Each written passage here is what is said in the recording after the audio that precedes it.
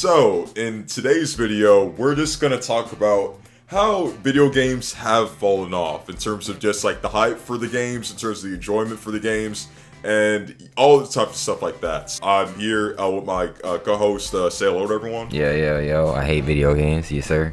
Okay, so let's get into what's more important though. The actual content itself, and how companies are now content on just releasing games that aren't, or just half finished, essentially. They didn't even care if the game is fully finished or has all the content, yada yada yada. They just care about, okay, we'll just half release the game and give the other part as the DLC download when they get the game, which is like 50 gigs, and you have to wait another 2 hours for that to download depending on your internet speed.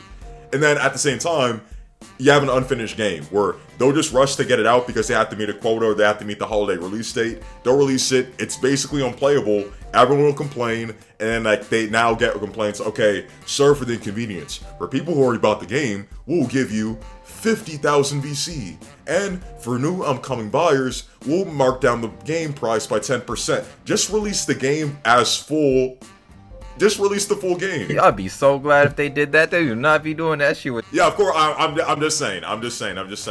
It's like in general, like GTA Trilogy came out over the holiday for San Andreas, Vice City, and GTA 3, and basically so many glitches, so many graphical stuff. Like you couldn't see through the rain, so you couldn't drive through the rain. You couldn't do anything when it was raining. So obviously that's not good. And basically, there was already a trilogy that they just literally imported those games into one bundle trilogy for the PS4 on the PSN store. You could buy it. That was $17. But now they just re-release the same thing with just Unreal Engine graphics, and it's now $60. So people paid a full $60 for something they could have bought for $17, and they removed the $17 one from the store, obviously. So you can only buy it now in the $60 version. Exactly. And there's also, again, these free-to-play games. So, obviously nothing wrong with free-to-play games, but when we were growing up, the only free-to-play games there were like demos. Like if you got on your 3DS, you went to like the eShop, you could download a demo.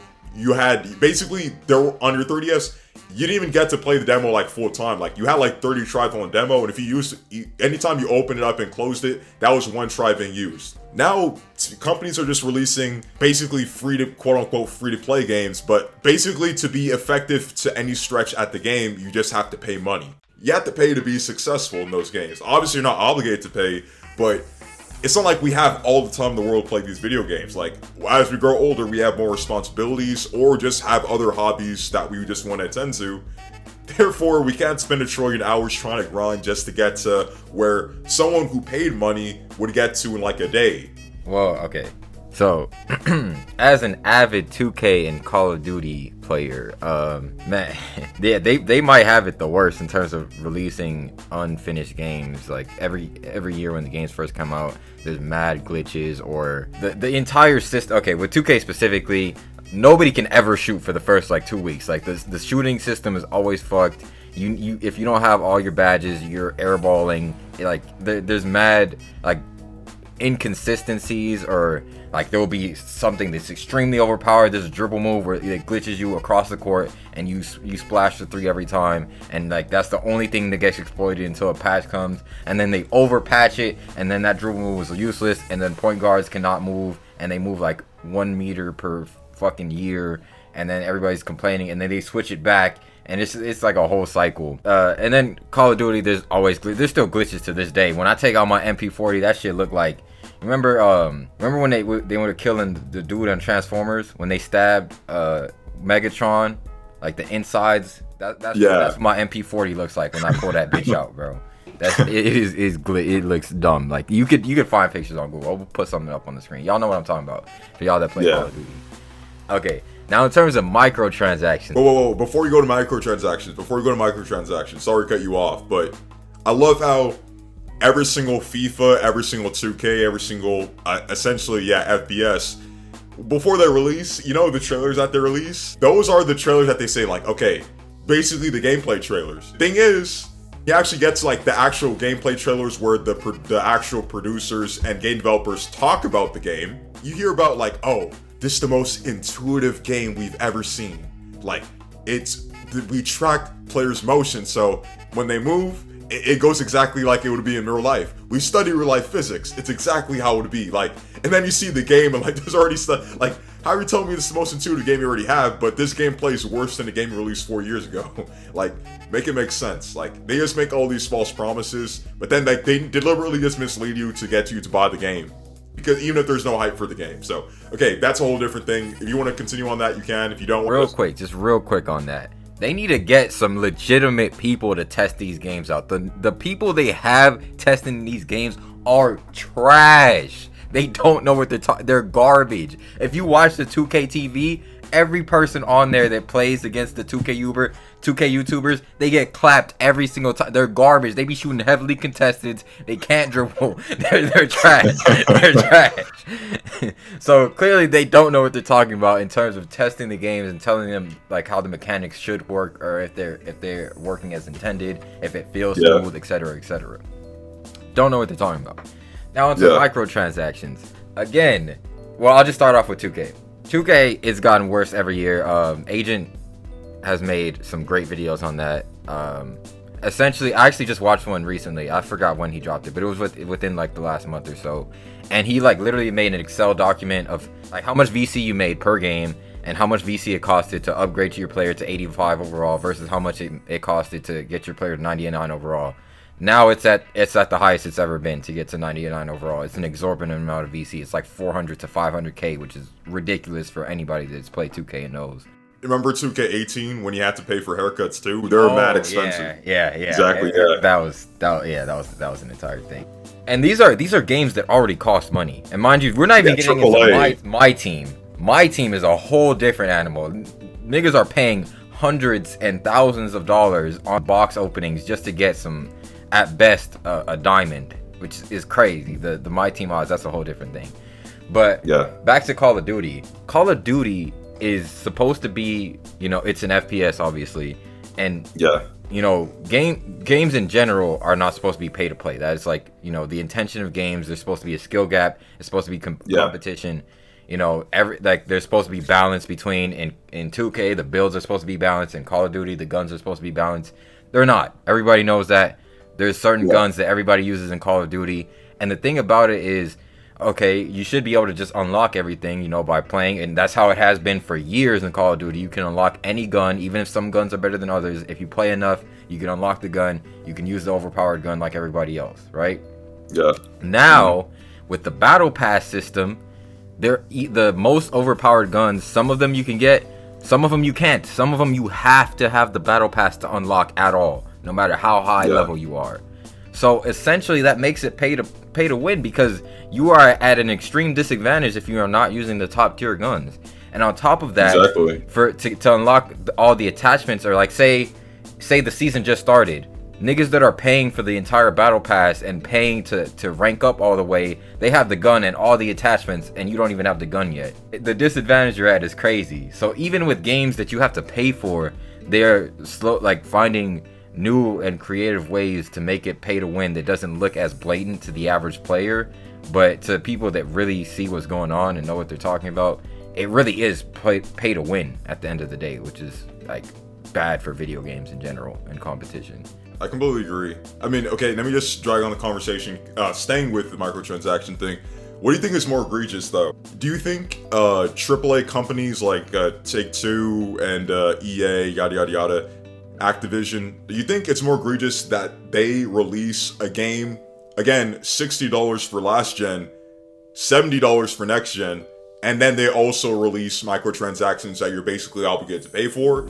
Or games like, free games like a Fall Guys or like whatever, the Fortnite, yada yada yada, where it's like, it's a free game, but at the end of the day, it's like, because it's free and like everyone's using it, like people are more inclined, again, since you didn't pay the $60 for it, you're more inclined to buy like costumes, you're more inclined to buy other stuff like that. On paper, it looks like the $60 game on top of more microtransactions could be a lot, but you have to consider the fact that like we're just older, we're like sensible, we know like what's worth spending money on and not.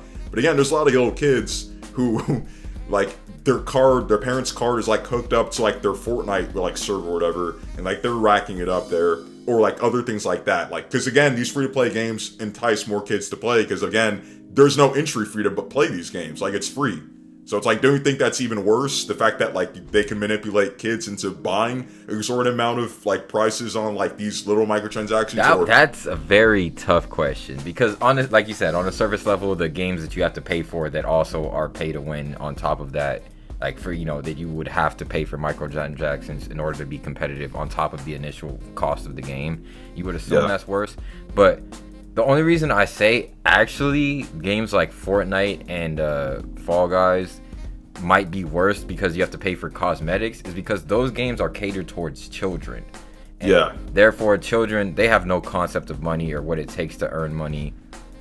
So they're a lot more likely to spend money on, well, one, a cosmetic item, but two, just spend money on a game in general because they're not paying for it. It's coming out of their parents' account. There is no competitive advantage in something like that, but especially something like a skin that's cosmetic. Like, kids are very visual, and that's why it appeals to them so much. And they're gonna spam their parents. They're gonna cry. They're gonna yell. They're gonna do whatever it takes to get that skin. And the worst part about it is, and I still play Fortnite from time to time. I actually just got back into it like the last month or so. Like, the amount of V-Bucks it costs for those, it's like $20 for one skin. Like, that's crazy. Yeah, it's freaking crazy. Yeah, exactly. And like, if one kid has it, Laszlo has it, so I have to have it. That type of thing. It's like, yeah, if your friend has something, like, you want that skin and more, like, to show off or because you don't want to feel left out, yada yada yada, that type of thing. So, yeah. Yeah, it's a crazy. Not only are they pandering their audience to children and enticing them with new different DLC and like visual stimuli that is targeted towards kids, but the amount they're charging for the cosmetics is crazy. Remember when online was free? Oh my. Yeah. Let's talk about that. Okay, so, during the PS3 era, obviously we both know, online was free. Like, you didn't have to pay for online. That was a huge draw for, like, a lot of people in that console war debate between, like, Xbox 360 and PS3. Like, oh, you guys still use, batteries in your controller, but we have free online. It's like, yeah, that type of thing. It's like, that was, like, the whole console war, like, debate back then. It was just, like, so convenient. Remember, like, that PlayStation hack of, like, I forgot what year that was. And, like, PlayStation Network was down for so long. Exactly, so like they gave like 2 free games out, like that type of thing. But now it's like you have to pay like $10.99 per month for like unless you buy like obviously the multiple months or like the yearly package thing for PlayStation Network. On top of that, it's like the incentives that like, oh, certain games will be like chopped off, but it's always like the ghetto games that no one plays. And then also the free games of the month are again games that no one play. So there's not much incentive. And then, like, other services, like Nintendo's doing, like, their Switch Online. We both have a Switch now. You just got yours recently. But, yeah, it's like they're offering, like, a Switch Online, but it's like there's not much incentive to doing it. Like, we've been begging for a GameCube Virtual Console for all this time, but they don't do it. They won't do it. So, it's like there's not much incentive to pay online. And, like, at the end of the day, it's like we're the ones getting jilted of our money. Because at the end of the day, it's like we can never maximize the total fee that it's there. Because we're not, again, none of us are full-time like video game players. We don't do that for a living. So when you have time, that's when we play, and that's when we got to use the service. Versus like, oh, sometimes I'm so busy, I don't even have time to play the service. So at that whole like $11 I'm spending for that month is obviously going down the drain. Yeah, for somebody like me that I do play video games, but I'm not as consistent. It's a lot more of a like, dang, I really gotta pay for this just to play with them like once or twice a week. Like, exactly. Yeah, it's a lot more of a hassle. And I do have one friend that actually like just stopped buying online completely because he hasn't been playing recently. So, like, it's hard for him. But yeah, like that just goes back to your point. Like maybe if he didn't have to pay, he'd play every once in a while, like maybe once a week or once every couple weeks. But since it wouldn't be worth his money to pay for a whole month just to play like 2 or 3 days out of the month, then he just doesn't play at all. Okay, another point I want to make, kind of staying with the online thing, it's the fact that multiplayer and online has basically dominated gaming. We're at the point where it's like single player doesn't even exist anymore. Like even games like COD, we used to have single player campaigns in like Modern Warfare 2, like all those games like that. Yeah, the older games. Like now, it's like some FPSs don't even have a campaign. It's literally just like, oh, you play online, yada, yada, yada, and you just play. Again, like, of course, like, playing online is fun, playing multiplayer is fun, but at the same time, it's like, it'd be cool to have, like, a single-player experience, because, like, that used to be a huge draw, like, for games back then. Like, in terms of trailers, in terms of just actual enjoyment of games, like, that used to be a huge draw. Like, unless you get, like, your adventure games, or you get, like, even, like, GTA is very commercialized, if we're being very honest. Like, before, like, of course, like, obviously San Andreas, that era, like, of course, that wasn't a thing. It was more predicated upon, like, the single-player, like, element of it. But, like, nowadays, like, you just look at the thing, you see every single time watching, like, an NBA game or, like, any commercial, you see, like, a GTA Online commercial. And it's like, they just want people to go online, they want people to spend this money, they want people to do all this stuff like that. So, yeah, it's like game developers don't even care about the single player. Because, like, again, I don't fault them to some extent, because, that's what a lot of people seek after. And that's what's going to draw a lot of revenue, because obviously, microtransactions, that's where you can put it on. Okay, yeah, thank you guys for listening. Hope to see you guys in the next one, and peace. Peace.